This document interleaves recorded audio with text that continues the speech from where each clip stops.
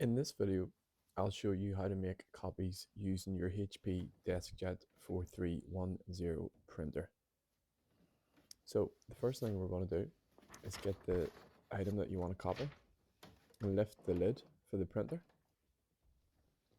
Then you need to place it face down on the glass like this.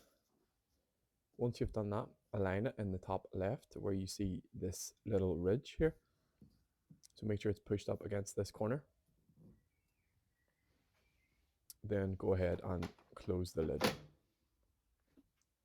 So now if you come to the printer's control panel, you'll see we have the black and white copy button, and then we have the color copy button. So depending on how many copies you want, you would press the button and then you would see the number appear. So for example, I'm going to print 2 black copies, so I'll press this button twice and you'll see the number 2 appear on the screen, and our 2 copies will then be printed. Before you start, just make sure you have some paper loaded or else your copies won't come out. Here's our first one.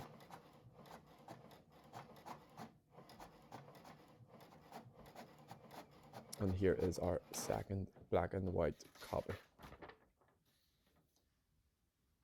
I'm just going to take the original out of the printer.